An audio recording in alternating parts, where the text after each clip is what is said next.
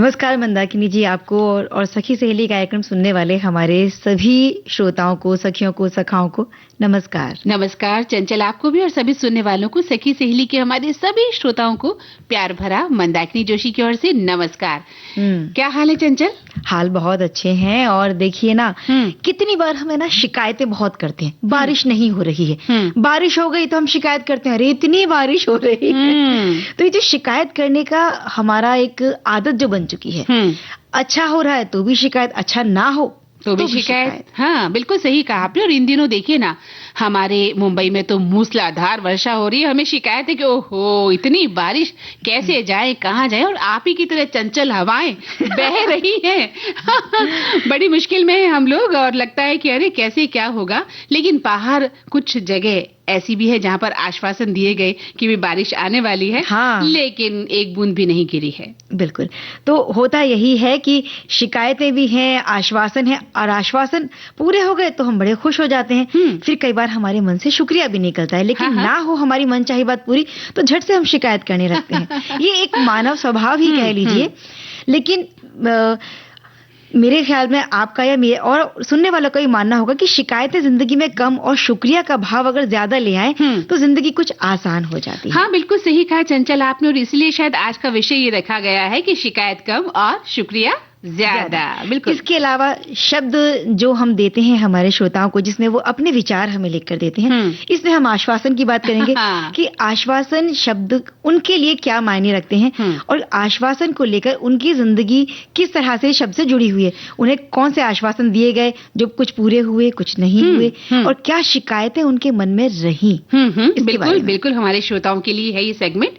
और शब्द हमारा विचार आपके इसलिए रखा जाता है ताकि आप अपनी बात, अपने जज्बात, अपने भाव, अपने अनुभव हमारे साथ साझा कर सकें। तो आश्वासन जिंदगी में एक ऐसा शब्द है जो बहुत मायने रखता है। हमें कोई थोड़ा सा भी आश्वासन दे देता है ना, मैं हूं ना, तो ये बहुत बड़ा आश्वासन होता है हमारे लिए और हम पूरी जिंदगी उसको याद रखते हैं। तो इसको बहुत हल्के में मत लीजिए। जब हम किसी को आश्वासन देते हैं तो तभी दीजिए जब आप उसको पूरा कर सकते हैं। बहुत सही बात कही। बहुत सारे लोगों का दिल हम जाने अनजाने तोड़ देते हैं ये कहकर कि अरे मैं हूं ना, मैं कर दूंगा, मुझसे उम्मीद करिए, मैं हूं ना, मैं आपके साथ रहूंगी, मैं आपका साथ दूंगी। लेकिन जब किसी को साथ की आवश्यकता होती है तो हम उन्हें दोराहे पर, चौराहे पर छोड़कर अलग हो जाते हैं।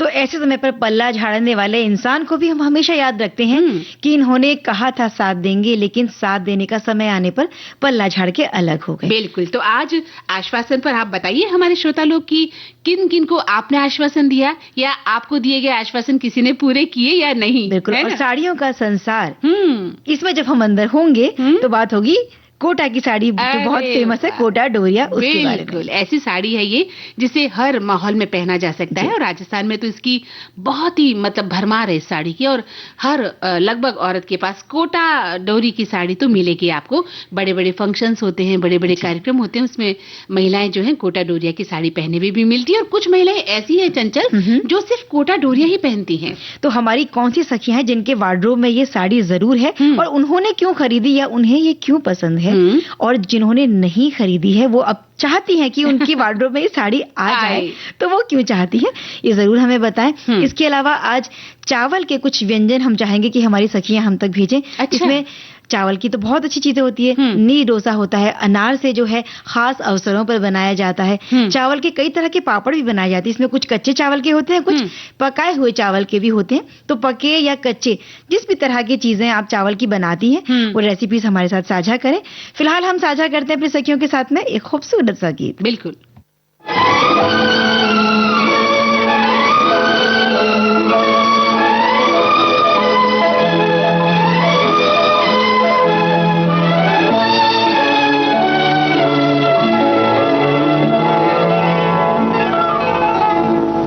तुझे प्यार करते हैं, करते रहेंगे कि दिल बन के दिल में धड़कते रहेंगे। तुझे प्यार करते हैं, करते रहेंगे कि दिल बन के दिल में धड़कते रहेंगे।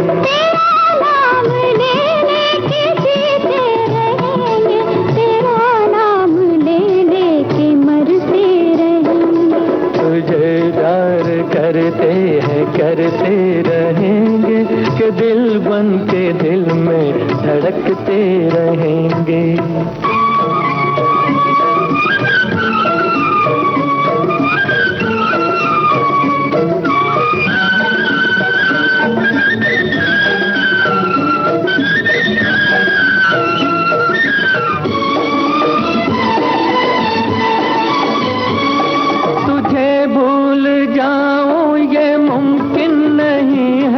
कहीं भी रहूं मेरा दिल तो यही है, तुझे भूल जाऊं ये मुमकिन नहीं है, कहीं भी रहूं मेरा दिल तो यही है, घटे चांद लेकिन मुझे गम न होगा, तेरा प्यार दिल से कभी कम न होगा, गुजरने को ये दिन गुजरते रहेंगे कि दिल बन के दिल में धड़कते रहेंगे।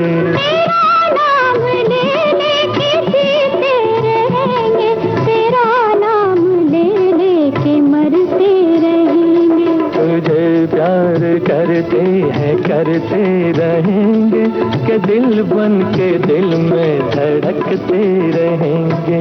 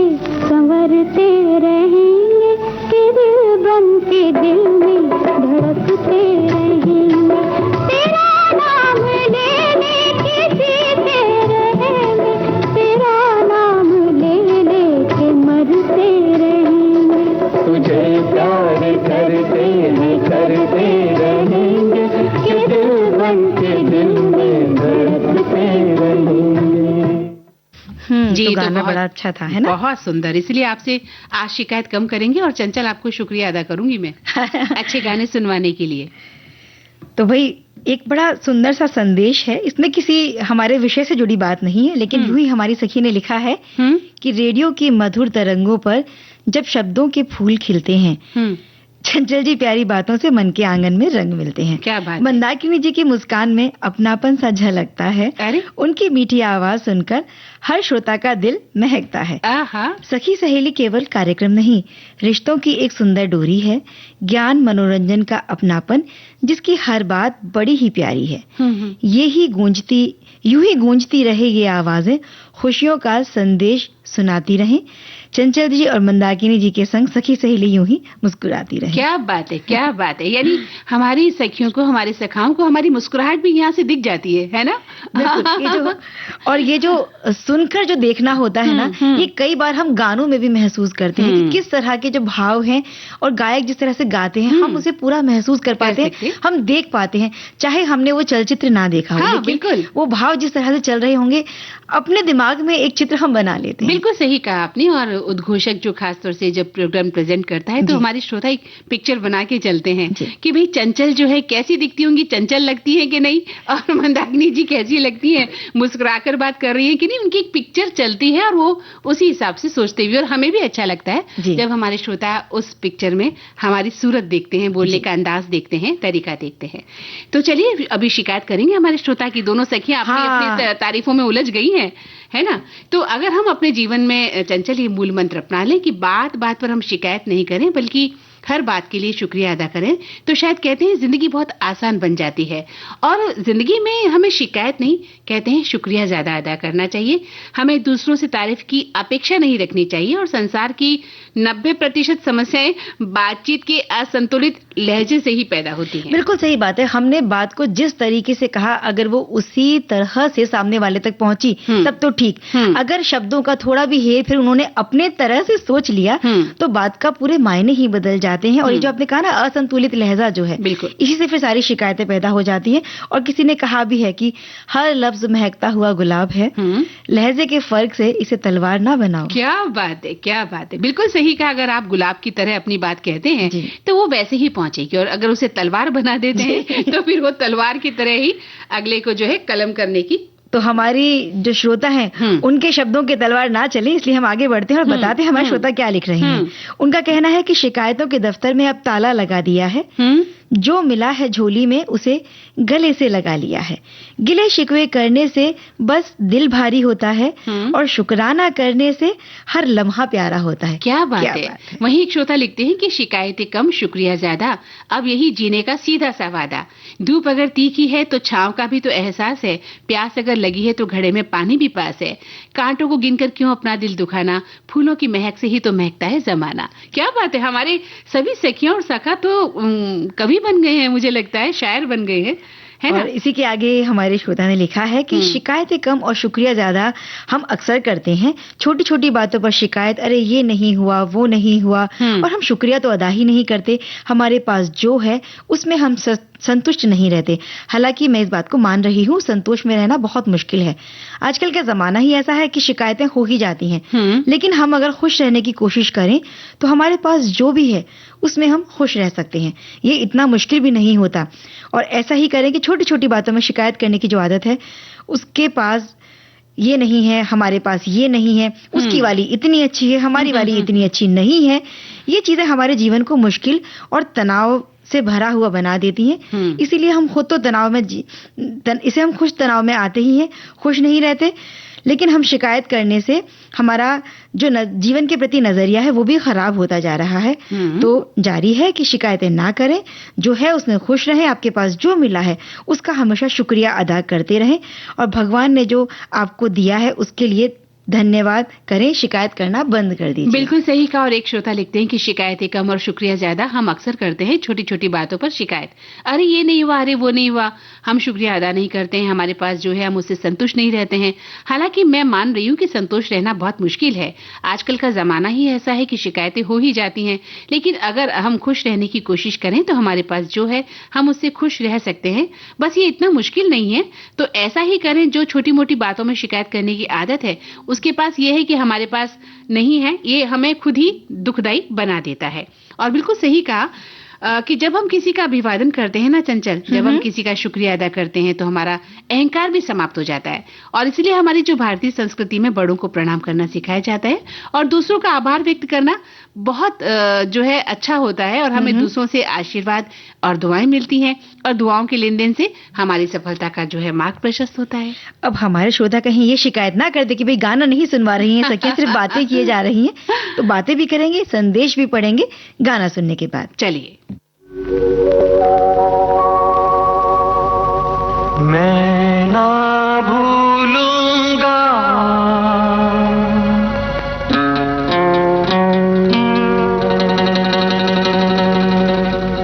मैं ना भूलूंगा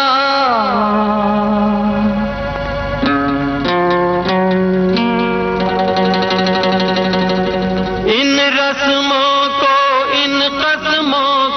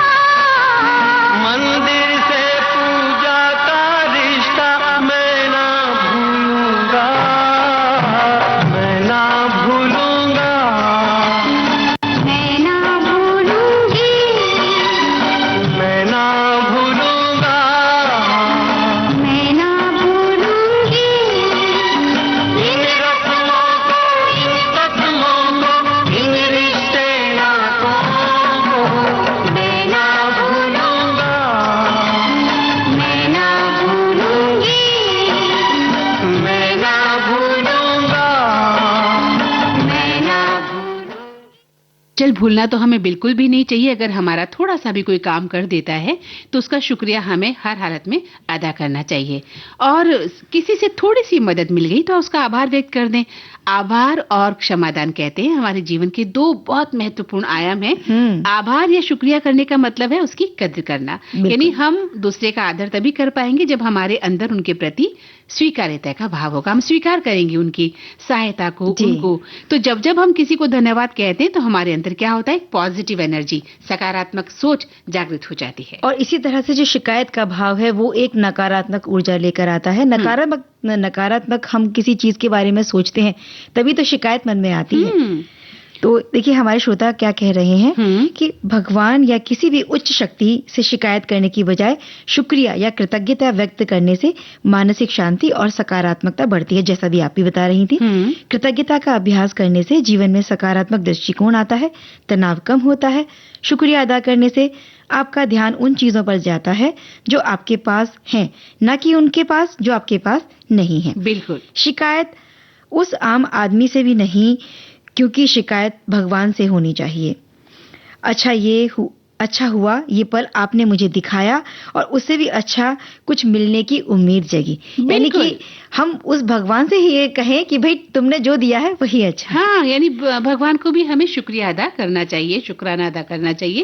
एक श्रोता लिखते हैं कि शिकायत कम शुक्रिया ज्यादा, ये हमारे जीवन का मोटो हो तो हम परेशान नहीं होते, लेकिन ऐसा हमसे हो नहीं पाता। हम समाज और परिवार से शिकायत ही रखते हैं, इसकी जड़ में नहीं जाते, जिसका कारण हम खुद ही हैं। हमें बचपन से शिकायत मिलती है, हम बड़े होकर भी वही करते हैं, जबकि ऐसा होना नहीं चाहिए। हमें संतुष्ट रहने की कोशिश करनी चाहिए। शिकायत की भावना की जगह सहयोग की भावना हमारे अंदर आनी चाहिए। जो मिला है उसके लिए ईश्वर को शुक्रिया हमें अदा करना चाहिए। इसी तरह से हमारे श्रोता लिखते हैं कि ये जो शिकायत और शुक्रिया वाली बात है, ये सुखमय जीवन का मूल मंत्र है, और इसके चलते जीवन यापन भी भली भांति किया जा सकता है। क्योंकि शिकायतें दर्ज करवाने की इस आदत अगर पड़ जाती है तो ये अच्छी बात नहीं है। और शुक्रिया अदा करने पर तो कोई लोग भी अगर शुक्रगुजार होते हैं तो उसे हम नेक और भला आदमी मानने लगते हैं। इस दृष्टिकोण से शिकायत करने वाले अपने आप में कमजोर होते जाते हैं, जबकि शुक्रिया अदा करने वाले व्यक्ति पर ईश्वर की कृपा बनी रहती है। बिल्कुल। वहीं एक श्रोता लिखते हैं कि शिकायत कम शुक्रिया ज्यादा करना चाहिए। भाई ये तो सुखमय जीवन का मूल मंत्र है, और इसके चलते जीवन यापन भी भली भांति किया जा सकता है। क्योंकि शिकायत जो दर्ज करवाते हैं उनको आदत हो जाती है कि हर वक्त वो शिकायत ही करते रहते हैं, और शुक्रिया अदा करने वाले जो लोग हैं वो तो भाई शुक्रिया ही अदा करेंगे, और उसे नेक और भला आदमी हम मानते भी हैं। इस दृष्टिकोण से शिकायत करने वाला खुद ही जो है कमजोर होता जाता है। आगे हमारे श्रोता लिखते हैं कि अब यही है जीने का सीधा सा वादा, धूप अगर तीखी है तो छांव का भी तो एहसास है। अगर प्यास लगी है तो घड़े में पानी भी पास है। कांटों को गिनकर क्यों अपना दिल दुखाना,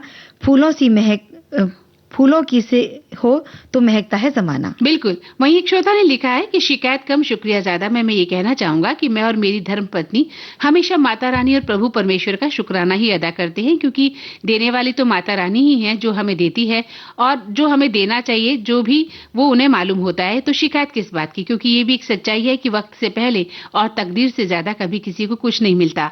और हमारे जीवन में भी हम दोनों शिकायत कम और शुक्रिया ज्यादा करते हैं।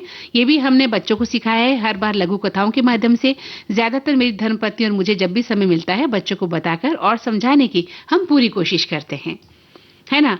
और वहीं एक श्रोता लिखते हैं कि लगातार शिकायत करने से हमारे मस्तिष्क में नकारात्मक विचार घर कर जाते हैं, जिससे तनाव और मानसिक थकान बढ़ती है। सकारात्मक दृष्टिकोण जब हम शुक्रिया धन्यवाद भाव देते हैं तो हमारा दिमाग जीवन के सकारात्मक पहलुओं की ओर आकर्षित होने लगता है। और हमारे श्रोता लिखते हैं कि शिकायत दूरियां बढ़ाती है रिश्तों में, जबकि शुक्रिया का एक छोटा सा शब्द दिलों को करीब ले आता है। किसी की मदद के लिए धन्यवाद कहना, माता पिता के स्नेह के लिए आभार व्यक्त करना और मित्रों के लिए कृतज्ञ होना, ये छोटी छोटी बातें जीवन को सुंदर बना देती हैं। बिल्कुल बना देती हैं। लेकिन एक श्रोता का मैं और विचार लेना चाहूंगी। ये लिखते हैं कि किसी बात पर निश्चित सकारात्मक भरोसा या तसल्ली देना, यानी आश्वासन। जीवन में आश्वासन मिलने पर मानसिक शांति और काम को प्रोत्साहन मिलता है, आत्मविश्वास बढ़ जाता है। हम भी तुम्हारे साथ हैं, ये वचन चंदन सी शीतलता देता है। खोखले और झूठी बातें बिल्कुल करना गलत बात है। बार ऐसा करने से समाज में हमारी कीमत कम हो जाती है, इसलिए हमें अच्छा बनना चाहिए और अच्छे आश्वासन देने चाहिए। तो अब एक गीत सुन ले। अजनबी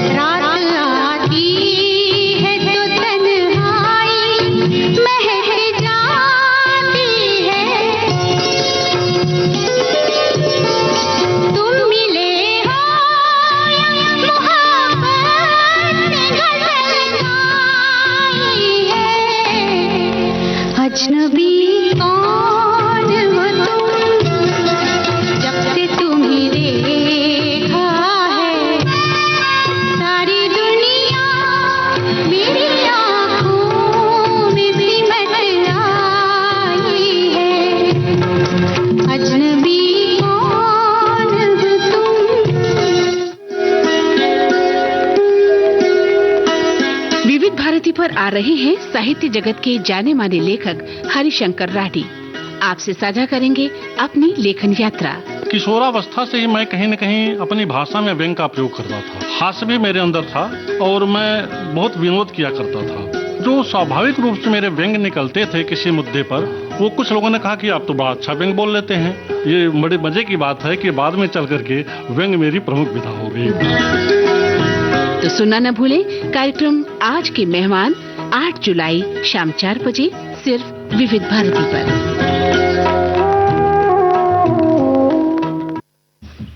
सखी सहेली कार्यक्रम में अब वक्त हो चला है एक छोटे से अंतराल का। जी।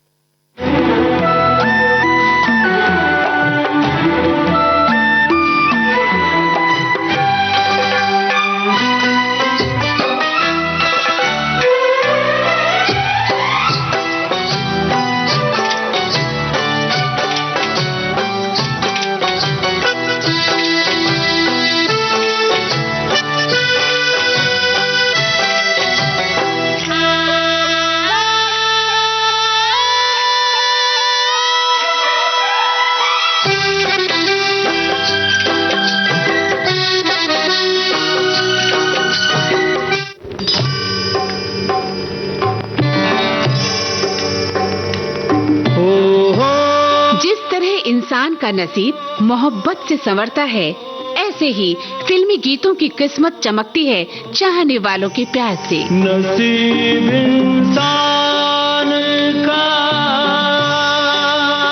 मगर कुछ गीत बेहतरीन होकर भी गुम हो जाते हैं समय के अंधेरे गलियारों में। रात जियारी दिल अंधेरा है, तू जो सजन नहीं मेरा है रात। ऐसे ही नायाब गीतों का कार्यक्रम अनमोल यादें, जाने माने फिल्म पत्रकार राजीव विजयकर के साथ अनमोल यादें, सुनना न भूलिए हर शुक्रवार शाम 7:45 पर अनमोल यादें, देश की सुरीली धड़कन विविध भारती पर।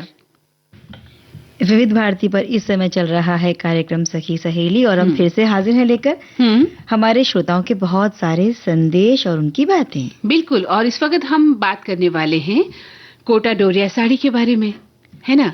तो कोटा डोरिया साड़ी जो है चंचल, राजस्थान की सबसे प्रसिद्ध और पारंपरिक हथकरघा यानी हैंडलूम साड़ियों में से एक मानी जाती है। कोटा डोरिया छोटे बुने हुए वर्गों में बने हुए हल्के बुने हुए कपड़े का नाम है, जो अपनी हल्की फुल्की बनावट, पारदर्शिता और चौकोर डिजाइन जिसे खट कहा जाता है, उसके कारण देश भर में प्रसिद्ध है। ये बिल्कुल आपने बात सही कही कि भाई राजस्थान की तो बड़ी प्रसिद्ध साड़ी है, और कोटा डोरिया का जो इतिहास है ना इस साड़ी का, ऐसा माना जाता है कि ये भी करीब 300 साल पुराना रहा होगा। और ऐसा बताया जाता है मंदाकिनी जी कि 17वीं 18वीं जो शताब्दी थी उसमें राजस्थान राज्य के कोटा के महाराव ने दक्षिण भारत के जो खास तौर पे जो मैसूर क्षेत्र है ना, वहाँ के कुशल जो कारीगर थे, जो बुनकर थे, उनको कोटा बुलाया, और इन बुनकरों ने वहाँ के जो स्थानीय कारीगर थे उनके साथ मिलकर एक नई बुनाई तकनीक का विकास किया, जिसमें सूती और रेशमी धागों को मिला जुलाकर कुछ इस्तेमाल किया गया था। और हाथ से बुना गया जो आरामदायक कपड़ा था, इसमें बहुत चमक भी होती है, और इस विशेष बुनाई से बनने वाले जो चौकोर जाल जैसे पैटर्न बनते हैं, जिन्हें खट कहा जाता है, आपने बताया, और कोटा डोरिया की ये पहचान बन गया। बिल्कुल सही कहा चंचल। और कोटा डोरिया नाम कैसे पड़ा, ये भी एक बहुत ही रोचक बात है कि कोटा राजस्थान का एक ऐतिहासिक शहर है जहाँ ये कला विकसित हुई, और डोरिया का मतलब है डोरा यानी धागा, जिसका मतलब है धागों से बुना हुआ महीन कपड़ा। तो शुरुआत में ये कपड़ा राजघरानों के लिए बनाया जाता था, और लेकिन जैसे जैसे समय बीता तो ये आम लोगों में भी लोकप्रिय होता चला गया। और यही सारी बातें हमारे श्रोता भी लिखकर हम तक पहुंचा रहे हैं। कोटा डोरिया जो साड़ी है इसे कोटा डोरी, कोटा साड़ी, कोटा मसूरिया, ऐसे अलग अलग नामों से भी लोग जानते हैं। और इन साड़ियों की खासियत ये होती है कि ये बहुत ही हल्की फुल्की और आरामदायक होती हैं। सूती और रेशमी धागों का सुंदर मिश्रण होने के कारण वैसे तो किसी भी मौसम में इन्हें पहन सकते हैं, लेकिन गर्मियों में खास तौर पर बड़ा उपयोगी माना जाता है इन्हें पहनने के लिए। और राजस्थान जहाँ की गर्मी बहुत चिलचिलाती हुई होती है, तो वहाँ की महिलाएं इसीलिए शायद इसे ज्यादा पसंद करती हैं। बिल्कुल सही कहा। वहाँ जो लड़कियां हैं वो भी कोटा डोरिया के सूट भी पहनती हैं, ताकि गर्मी का जो मौसम है वो आराम से निकल जाए। और जब कोई साड़ी बहुत प्रचलित होती है ना, उसके दुपट्टे भी चल जाते हैं। हाँ, कोटा डोरिया के दुपट्टे भी बहुत प्रचलित हैं और बहुत सुंदर होते हैं, लाइट शेड के सारे। जो हल्का रंग पसंद करते हैं ना, उनके लिए तो बहुत खूबसूरत। और आजकल एक फैशन और भी है कि जब कोई खास समारोह होते हैं तो जब कुर्ता पायजामा पुरुष पहनते हैं तो उन पर भी दुपट्टा डालने का जो चलन है, तो जैसे और जो चीजें ना बांधनी के डाले जाते हैं, तो वहाँ कोटा डोरिया का दुपट्टा भी डाला जाता है और बहुत सुंदर लगता है। पुरुषों के साथ में साइड में रखा हुआ ये जो कोटा डोरिया का दुपट्टा है, ये भी चार चांद लगाता है उनकी खूबसूरती में। और जालीदार बुनाई होती है इसकी, बहुत हल्की, लगभग 250 से लगभग 400 ग्राम, और ये बहुत हवादार होता है, जो हमारे अभी आपने कहा कि गर्मियों में पहनने के लिए सबसे आरामदायक माना जाता है। ताना और बाना की खास बुनाई के कारण इस पर छोटे छोटे चौकोर खाने बनाए जाते हैं, जिसे खट अभी आपने बताया खट कहते हैं। इसकी सबसे बड़ी पहचान भी यही है, हाथ से बुनी होने के कारण हर एक साड़ी अपनी अलग सुंदरता लिए होती है। और जितनी भी हैंडलूम या हथकरघा की साड़ियां हैं ना, वाकई में वो बड़ी प्यारी लगती हैं, देखने में भी और पहनने में भी। और इस तरह से एक साड़ी को जब बनाया जाता है तो बनाने में डिजाइन के अनुसार करीब 10 दिन से लेकर 3 महीने भी लग जाते हैं। कई बार होता है ना बहुत बारीक काम होता है, और थोड़ा सा खास समारोह के लिए जब बनाई जाती है तो उसमें टाइम लगता ही है। और अपनी शुद्धता और कारीगरी के कारण इनकी जो कीमत है वो भी अलग अलग हो सकती है। हो सकता है आपको कहीं 10,000 से शुरू होकर मिले और कहीं इसके 10 गुना तक भी कीमत पहुंच सकती है। बिल्कुल, और इससे हल्के में भी मिलती है। आप आम स्त्री भी इसे खरीद सकती है और उसके बजट में ये साड़ी शामिल हो सकती है। और कोटा डोरिया साड़ी को उसकी विशिष्ट पहचान के लिए तो जाना ही जाता है, साथ ही इसकी क्षेत्रीय पहचान भी है। इससे असली कोटा कोटा डोरिया साड़ी की पहचान और बुनकरों के हितों की रक्षा में थोड़ा मदद भी मिलती है और हजारों बुनकर परिवारों की आजीविका इसी उद्योग से चलती भी है। कोटा के पास एक जगह है, छोटी सी कस्बा है कैथून, जहां पर कोटा डोरिया साड़ियां ज्यादा बनाई जाती है, वहीं इसका मुख्य केंद्र माना जाता है। इसके अलावा कोटा के आसपास के कुछ और भी क्षेत्र हैं जहां पर ये साड़ियां बनाई जाती हैं। कोटा डोरिया साड़ी राजस्थान की सांस्कृतिक विरासत और हथकरघा कला का महत्वपूर्ण प्रतीक है। देश विदेश में भी इसकी मांग बनी रहती है मंदाकिनी जी। बिल्कुल। और राजस्थान के हस्तशिल्प की को ये वैश्विक पहचान भी दिलवाती है। बिल्कुल। और चंचल, हमने तो ये भी देखा है बड़े बड़े पदों पर काम करने वाली जो महिलाएं ना कोटा डोरिया की साड़ी को पसंद करती है, क्योंकि बहुत ही ग्रेसफुल साड़ी है ये, बहुत ही अच्छी लगती है पहने हुए। और कोटा डोरिया साड़ी केवल परिधान नहीं बल्कि राजस्थान की समृद्ध सांस्कृतिक विरासत है, पारंपरिक बुनाई की एक कला है और बुनकरों की पीढ़ियों से चली आ रही मेहनत का एक जीवंत प्रतीक भी है। और इसकी हल्की सी बनावट, आकर्षक इसकी डिजाइन और उत्कृष्ट हस्तशिल्प से इसे भारतीय वस्त्र परंपरा में एक खास स्थान भी मिल चुका है। तो भाई, क्योंकि गर्मियों में इसे खास पसंद किया जाता है, तो जहां बारिश नहीं है, गर्मी है, वहां के लिए थोड़ी सी रिमझिम फुहार पहुंचा दी जाए।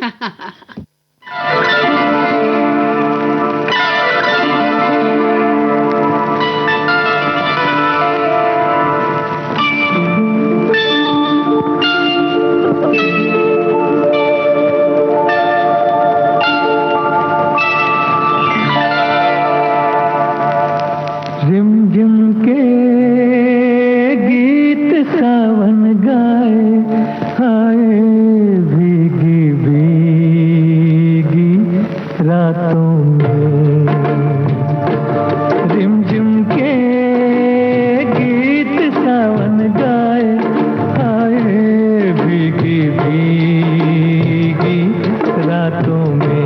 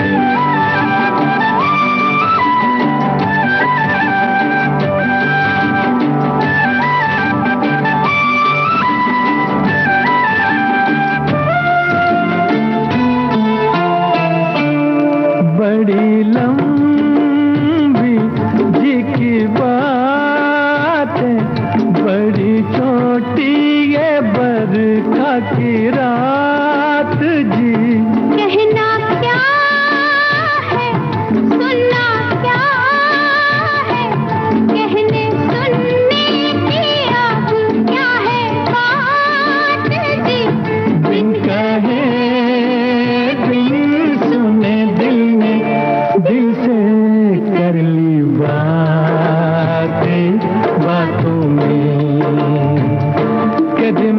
के गीत सावन गाए, हाय भीगी भीगी रातों में, रिमझिम के गीत सावन गाए, आए भीगी भीगी रातों में।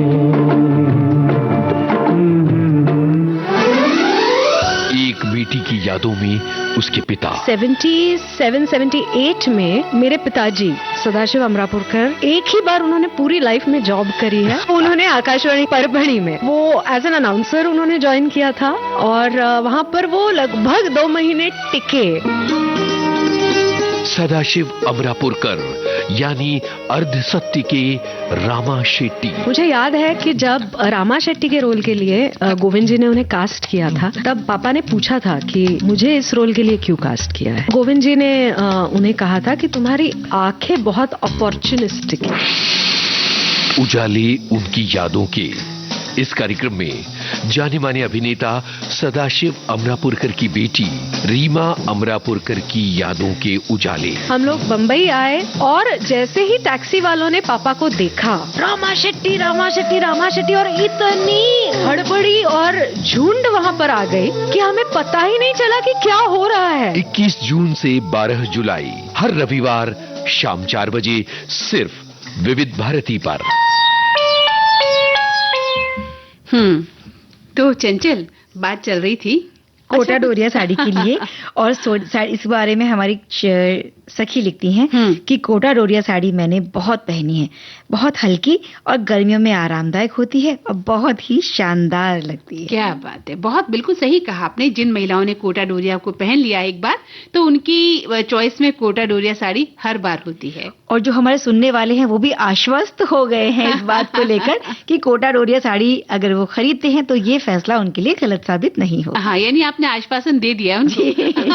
और आश्वासन को लेकर बहुत सारे संदेश भी आ रहे हैं। आश्वासन की अगर हम बात करें, जिसे अंग्रेजी में अश्योरेंस कहते हैं, इसका सरल अर्थ होता है कि किसी व्यक्ति को विश्वास दिलाना या भरोसा देना, ये कहना कि चिंता करने की जरूरत नहीं है, सब ठीक हो जाएगा, या उसकी सहायता की जाएगी, या किसी कार्य के पूर्ण होने के या परिणाम सही होने के विश्वास दिलाने के लिए भी हम आश्वासन शब्द को इस्तेमाल कर सकते हैं। बिल्कुल सही कहा। जब कोई व्यक्ति परेशान होता है, डरा हुआ होता है या असमंजस में होता है, तब उसे हिम्मत और भरोसा देने वाली बात को ही हम आश्वासन कहते हैं। और आश्वासन मतलब विश्वास पैदा करना होता है। चंचल, डर और चिंता किसी की अगर हम कम कर देते हैं, मन में साहस और उम्मीद जगाते हैं, संबंधों को हम मजबूत बनाते हैं, तो ये एक आश्वासन है। इसीलिए हमारे श्रोता लिख रहे हैं कि मैं हूं ना। आश्वासन के 3 शब्द हमारे जख्मों पर मरहम का काम करते हैं, हमारी परेशानियों को आधा कर देते हैं, किसी भी लड़ाई के लिए हमें बहुत सारी ऊर्जा प्रदान करते हैं। बिल्कुल। और देखा आपने चंचल की जो हमारे टीचर्स होते हैं, हमारे शिक्षक, वो अपने छात्रों को यानी हमें आश्वासन देते हैं कि हम आपको अच्छा पढ़ाएंगे बच्चों, पर आपको पढ़ना है और आपको पास होना है। और डॉक्टर भी जो है पेशेंट को, मरीज को एक आश्वासन देता है, उसके परिवार को, कि भाई ये ठीक हो जाएगा, बस हमारे कहे से आप दवाएं देते रहिए और इलाज करते रहिए। और हमारे माता पिता हमारे लिए हर वक्त हर परिस्थिति में साथ खड़े रहते हैं और वो हमें आश्वासन देते हैं कि बेटा तुम आगे बढ़ो, हम तुम्हारे साथ हैं। ये जो आपने 3 उदाहरण अभी हमें दिए, एक शिक्षक का, एक चिकित्सक का और एक माता पिता का, सही बात है। ये आश्वासन अगर में ना दें तो लगता है कि बहुत कुछ अधूरापन सा, या लगे हम हार गए हैं। अगर हमारा कोई प्रियजन अस्पताल में है और डॉक्टर हमें आश्वासन ही ना दे उनके सही होने का, तो वहीं हम चिंता में घुलते रहेंगे कि इनके स्वास्थ्य का क्या होगा। और जिंदगी बहुत अजीब सी हो जाती है अगर हमारे माता पिता हमारा साथ छोड़ दें। तो सोचो क्या हो एक बच्चे की जिंदगी, लेकिन वो कभी साथ नहीं छोड़ते हैं। जिंदगी के आखिरी पल तक वो अपने बच्चे का साथ देते हैं। इसीलिए हमारे श्रोता लिख रहे हैं कि आश्वासन भरोसा, तसल्ली या पक्का विश्वास दिलाना है। किसी व्यक्ति को उसकी चिंता या शंका से मुक्त करने के लिए आश्वस्त करना कि सब ठीक हो जाएगा या तुम्हारा कार्य निश्चित रूप से पूरा कर लिया जाएगा।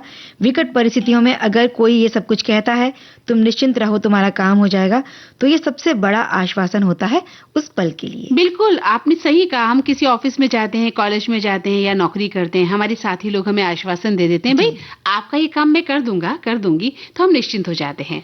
एक श्रोता ने लिखा है कि जब व्यक्ति बहुत परेशान होता है तो एक छोटा सा आश्वासन डूबती नैया को किनारा सा लगता है। क्यों दुखी हो, मैं हूं ना, ये शब्द दुखती रग को आराम देते हैं। आश्वासन अगर देकर निभाया जाए तो कुछ बात और है, नहीं तो ऐसे कहकर मुकर जाने वाले तो बहुत सारे लोग हैं। आगे हमारे श्रोता लिखते हैं एक अन्य संदेश में कि आश्वासन विश्वास रूपी एक ऐसी जड़ी बूटी है जिसके सेवन से सामने वाले को भरोसा बैठ जाता है और तसल्ली होती है कि उसके द्वारा होने वाला कार्य निश्चित रूप से पूर्ण हो जाएगा। जब परिस्थिति उनके पक्ष में होती है तब एक मजबूर व्यक्ति का आत्मविश्वास यानी मनोबल इससे मजबूत हो जाता है। वही एक श्रोता ने लिखा है कि आश्वासन इंसानियत की वो भाषा है जो बिना किसी लागत के किसी का जीवन बदल सकती है। हमें दूसरों को डांढस बधाने में कभी कंजूसी नहीं करनी चाहिए, लेकिन साथ ही ध्यान रखना चाहिए कि हमारे शब्द सिर्फ होठों से नहीं निकले बल्कि वे सीधे हमारे दिल से आए और हमारे कर्म में बदल जाएं। ऐसे बहुत से कम लोग हैं चंचल, है ना? कथनी और करनी में फर्क हो जाता है। हाँ, लेकिन अगर कोई ऐसा व्यक्ति आपको मिल जाता है तो उसका साथ आप कभी ना छोड़ें। आगे एक संदेश में हमारे श्रोता ने लिखा है कि आश्वासन शब्द की सार्थकता उसकी प्रामाणिकता में है। यदि इसके पीछे सच्ची सहानुभूति और प्रयास करने की नियत है तो ये संजीवनी की तरह काम करता है, लेकिन यदि ये केवल एक जिम्मेदारियों से बचने का जरिया मात्र बनकर रह जाए तो मानसिक चोट भी पहुंचाता है। यानी आश्वासन देने से पहले अपनी क्षमता और नियत को टटोलना बेहद ही जरूरी है। बिल्कुल सही कहा आपने। और वहीं एक श्रोता लिखते हैं कि आत्ममंथन आत्मनिरीक्षण करते हुए ईश्वर का हमें धन्यवाद देना चाहिए और साथ ही जो है ये भी देखना चाहिए कि हमने किसे आश्वासन दिया है, क्योंकि डूबते को तिनके का सहारा, ये जो कहावत है वो बहुत महत्वपूर्ण है। चलिए अब एक गीत सुन लेते हैं।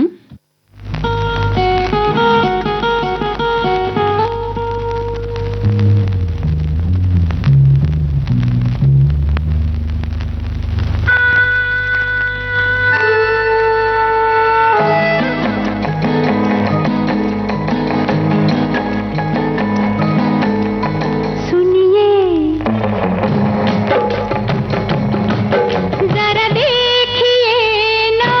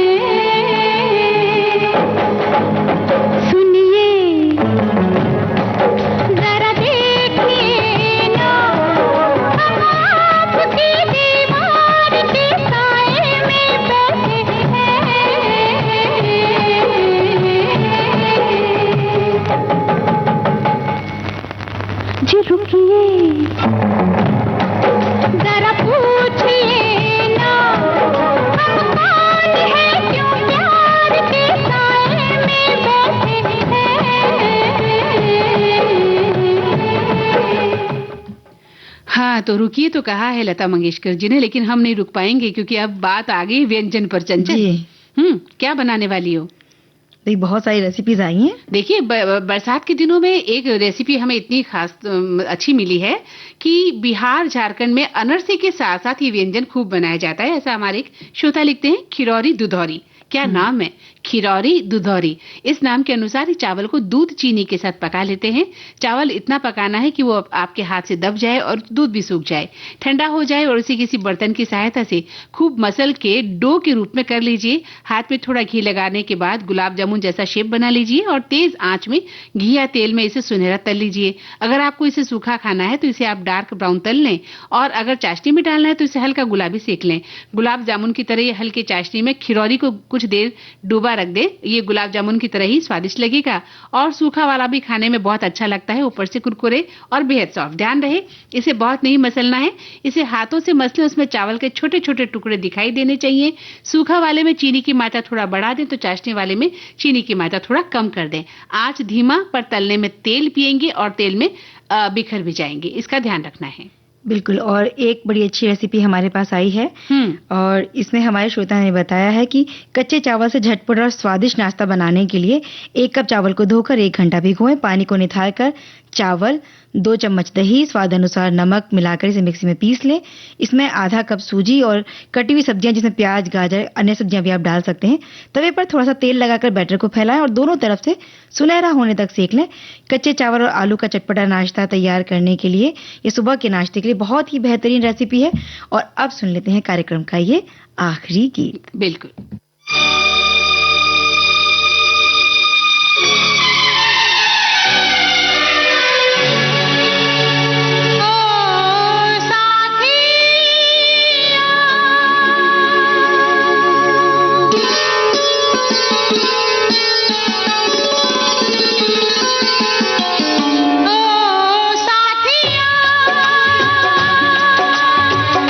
सारे सहारे टूट जाए, रूठ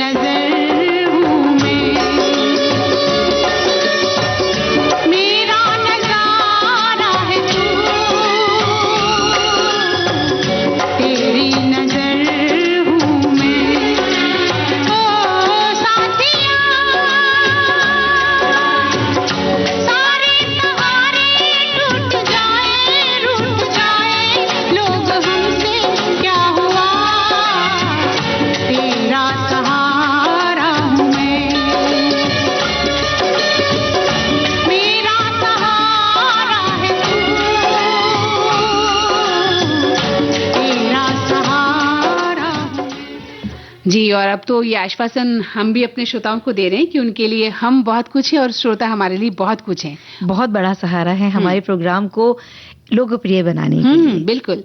लेकिन अब वक्त जो है हमें इजाजत नहीं दे रहा कि इससे कार्यक्रम को और बढ़ाया जाए और बातचीत की जाए। तो सखी सहेली कार्यक्रम से मंदाकिनी जोशी और चंचल वर्मा को दीजिए इजाजत। नमस्कार। सखी सहेली कार्यक्रम की प्रस्तुतकर्ता हैं अनुश्री पाठक।